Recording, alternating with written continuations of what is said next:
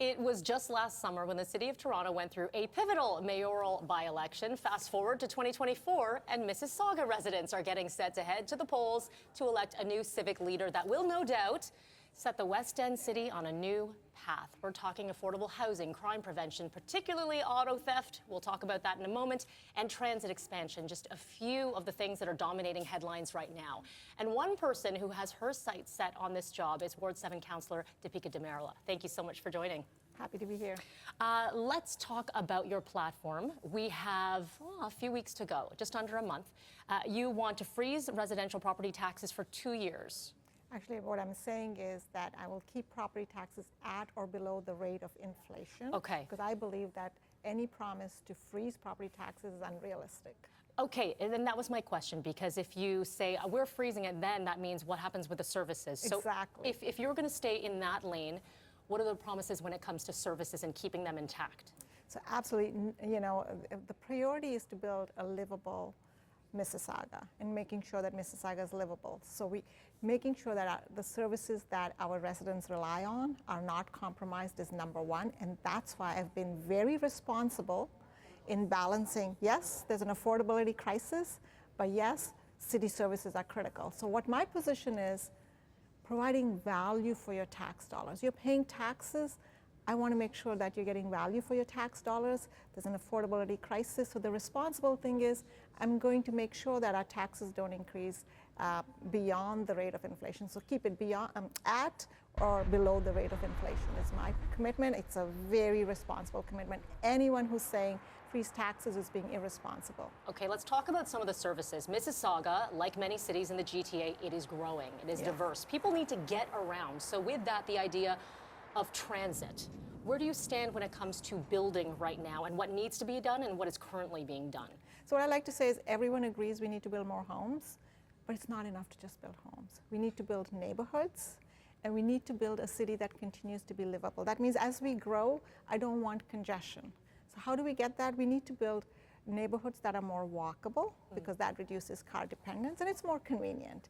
And we need to build transit. So we have the North-South Hurontario LRT going, but we need some East-West connections. So I'm proposing that the Dundas BRT be converted into an LRT east of Hurontario. And also, there's talk of the City of Toronto bringing the subway to Sherway. If that happens, it's a hop, skip, and jump to Mississauga. So part of my platform is if the subway comes to Sherway, I'm going to make sure it comes to Mississauga, because that's going to be a game changer for our city. Yeah, when we talk about something like transportation, a lot of heads are in the game, not just at the municipal level. We talk to the province, and then even to some extent the feds as well. Obviously, with your experience as an MPP, what does that bring for your platform when you have that experience at Queen's Park, when you have those conversations, you've had them on the other end? Yeah. How does that help you in this position? I'm the only candidate that actually has cabinet level experience. I've run a ministry. I know how Queen's Park works. I know how ministers work, how the ministry works, how it interacts with PO, the relationships that you need to nurture. So yes, we are creatures of the province, and the most critical relationship is the one with the province. And I'm the only one who has served as councillor and as MPP, served in cabinet. I'm well positioned to make sure Mississauga gets its share from the province. How is that relationship right now? It's fantastic. Yeah. It's fantastic. I've met Premier Ford a few times. We've got along really well, and I look forward to having a great relationship with him. How much stock do you take into some of the polls that have come out as of late? I always ask this on whether or not it is just noise or if it's something that just switches your platform in the weeks to come. So the most recent one came out on Monday, where you had, for decided voters, you were sitting second at 20% support. What do you make of those results, or do you sort of just tunnel vision and don't think about any of that? It's really early days. People are not paying attention yet. And there's been so many polls. There's polls where I'm neck and neck, first, like within the margin of error between first and second. The one thing that's consistent is I've been second, and there have been times when I've been neck and neck. So it's really hard to read these polls, and the only poll that matters, as you know and I know, is election day. It's still far away. People are still tuning in. So for now, I don't think these polls mean that much. Yeah, and outside of the polls, there are debates as well. A lot to come before that June 10th date. for any Mississauga voters who are tuning in now, and what is your final message to them as they make that decision with these really, really important final weeks to go? What would you like to say? So what I want to say is I'm the most experienced candidate, but also what I bring to the table is I am firm about this. We need to build more homes, but that's not enough. We need to build neighborhoods and we need to manage the growth.